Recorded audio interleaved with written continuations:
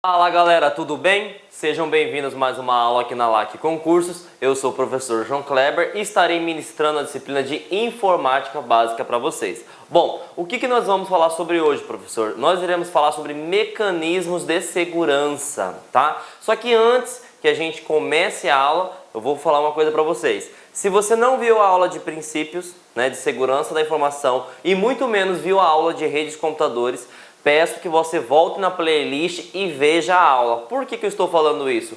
Porque a aula de hoje ela é muito técnica, então se você não entender os conceitos básicos sobre redes de computadores, se você não conhecer os conceitos básicos sobre princípios da segurança da informação, você vai encontrar muita dificuldade e compreensão. Então não seja afobado, Eu sei que eu conheço um pouquinho sobre redes, eu conheço um pouquinho sobre princípios da segurança da informação. Gente, vai lá porque a aula é bem tranquila, é bem didática, foi feita com muito carinho para que vocês consigam compreender os mínimos detalhes possível. E o que faz a diferença na parte de mecanismos de segurança é você entender esses mínimos detalhes. Então eu peço, se você não viu a aula de rede de computadores, se você não viu a aula de princípios da segurança da informação, volte lá na playlist e veja, beleza? Então vamos adiante agora e começar realmente a nossa aula. Bom, mas o que a gente pode entender sobre mecanismos de proteção? Gente, mecanismos de proteção são técnicas e soluções que permitem garantir que a confidencialidade, a integridade, a disponibilidade e a autenticidade da informação não seja o quê? Quebrada. O que seria isso que você acabou de falar, professor? Ele se dá dos princípios. SIDA, Quem não decorar por SIDA tem um outro macete, Eu falei que é a dica, que são os princípios da segurança da informação. Quais princípios são esses? Confidencialidade, confidencialidade. Integridade, integridade. Disponibilidade, disponibilidade. E autenticidade, e autenticidade. Então nós vamos ver hoje como que a gente consegue garantir esses princípios. Então, se você não entender quais são os princípios, como que você vai entender a solução que garante isso? Então, voltem lá um pouquinho, vejam uma, duas vezes e entendam. Na hora que você entender realmente os princípios da segurança da informação, aí sim, galera, vocês estão aptos para verificar, entender e compreender a aula de hoje. Perfeito? Então, vamos adiante. O que nós iremos falar de principal na aula de segurança da informação? Quais são as soluções que garantem que os princípios não sejam quebrados? São simples. Nós temos o antivírus, nós temos o firewall, nós temos o DMZ, nós temos o IDS, o anti-spam e o scanner. Tudo isso são soluções que visam garantir os princípios da SIDA. Então, todas essas soluções visam garantir o princípio da SIDA. Dica, gente, tá? Professor, se eu instalar somente uma solução dessa na minha rede, por exemplo, de computadores, eu vou garantir que todos os princípios estão garantidos? Falso, gente, falso. Por quê? Pense como uma empresa, Uma empresa ela precisa da parte administrativa, ela precisa da parte de RH, ela precisa da parte da portaria, da parte da tecnologia, enfim, são vários setores trabalhando em conjunto, certo? É a mesma coisa. Todos esses pilares aqui citados são soluções e essas soluções visam garantir o quê? A segurança da informação. Então, para que eu consiga alcançar que todos os princípios estejam inabaláveis, eu preciso que todas as soluções estejam implementadas na minha rede de computadores. Mas podem ficar tranquilo que é muito conteúdo? Mas eu fiz da melhor forma possível para que você consiga compreender, principalmente focado para a parte de concurso, que é o que vocês querem aprender, o que é importante. Então eu não foquei nos mínimos detalhes, foquei realmente no que cobra em concurso, o conceito, e as suas principais funcionalidades. Beleza? Então vamos começar a ver sobre antivírus, Antivírus é uma coisa bem interessante porque o pessoal imagina que é o seguinte: a palavra antivírus fala você vai neutralizar, você vai detectar, você vai evitar, você vai atuar na neutralização ou remoção de programas. E todo mundo pensa que só existe vírus. E nós vimos na aula de princípios, lembra que eu falei? Veja a aula de princípios, que não existe né? Só o vírus. Existem várias pragas digitais. Pragas digitais é como se fosse um malware, assim como o vírus, né? Que ele tem funções para roubo de informações, para monitoramento, né? E tem, entre outras, tantas funcionalidades maléficas, né? E a gente pode citar os vírus que nós vimos na aula passada, os backdoors, os hotkits, os trojan, faltou um Tzinho aqui, né? Os worms, os adware e o spyware. Então, o antivírus, ele não serve somente para vírus. Então, se caísse numa prova, principalmente da CESP, né? Antivírus é um programa, né, que permite detectar, evitar e atuar na neutralização ou remoção de vírus. Somente isso?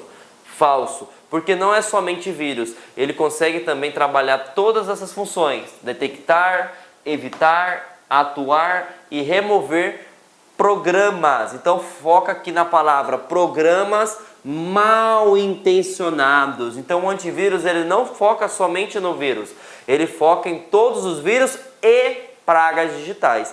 Então uma vez que a pessoa fala somente, né, a banca cobre somente, essa afirmação está equivocada. Por quê? Ele ataca o vírus? Sim. Ele neutraliza o vírus? Sim. Ele remove o vírus? Sim. Mas não existe só vírus. Hoje nós temos adware, spyware, hotkit e tantas outras pragas digitais. Beleza? Então aprendemos aí o que seria o conceito, né, de antivírus.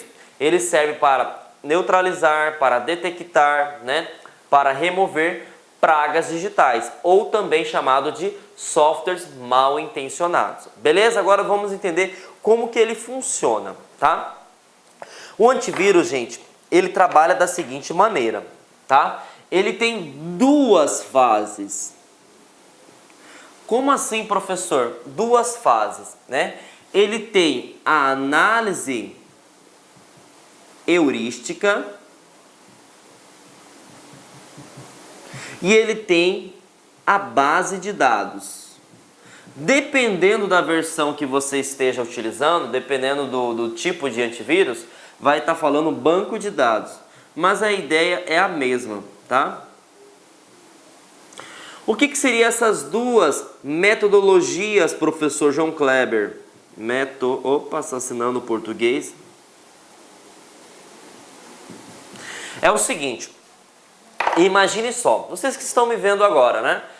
Com certeza, né, algum aluno, né, já tentou entrar numa festa ou entrou numa festa, né, utilizando a identidade ou a habilitação ou o documento de identificação de um primo, de um irmão ou de um amigo, certo? Por que você está falando isso, professor João Kleber? É a mesma forma que eu estou querendo dizer para vocês, que a base de dados, né, de um antivírus é onde é armazenado todas as informações de vírus que se existem. Como assim, professor João Kleber? Imagine só, né? Nós vimos na aula de redes de computadores que existe algo chamado de backbone, né? O que é backbone? É a central, né? É a espinha dorsal da internet, onde passa todas as informações, né? E aí dentro desse backbone existem vários especialistas, né, de infinitas nacionalidades, que ficam pesquisando, né, novas pragas digitais. E uma vez que eles encontram essas pragas digitais, eles pegam essa informação e transmitem essa informação para quem? Para todas as fabricantes de software de antivírus. E uma vez que essas fabricantes de software de antivírus atualizem as versões para os seus clientes. Então pense só, imagine que você trabalhe, por exemplo, no Comando Geral da Polícia Militar do estado de vocês, certo? Lá não vai ter aquele painel onde que mostra toda a lista de foragidos?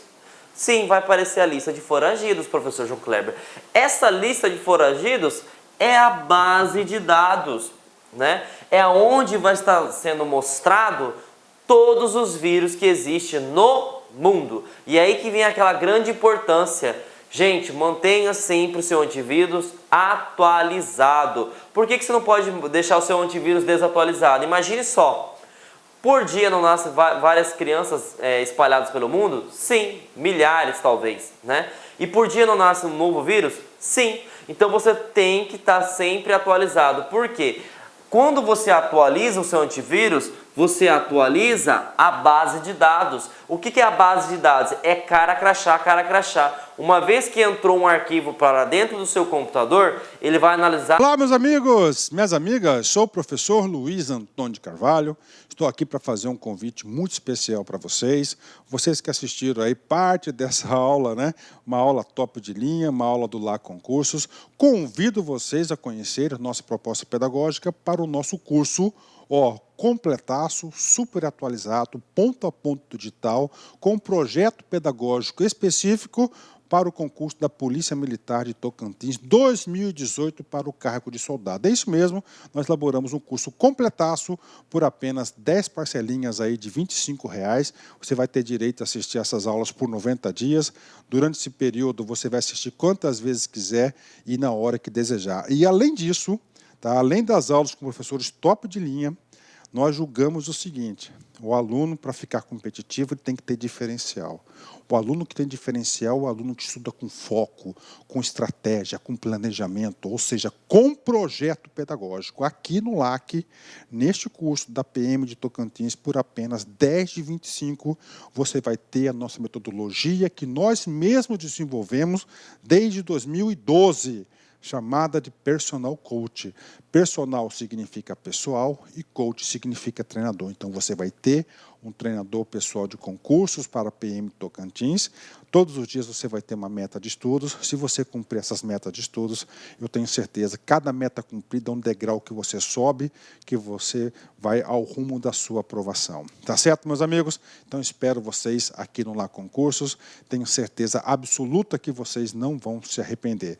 Se você deseja aí, tá, esse material de apoio dessa aula, clique aqui embaixo, tá certo? Que nós temos aí, você pode fazer o download desse material gratuitamente, basta um pequeno cadastro no nosso site. Forte abraço, fique com Deus, espero vocês aqui no LAC. Fui, tchau. Clique LAC.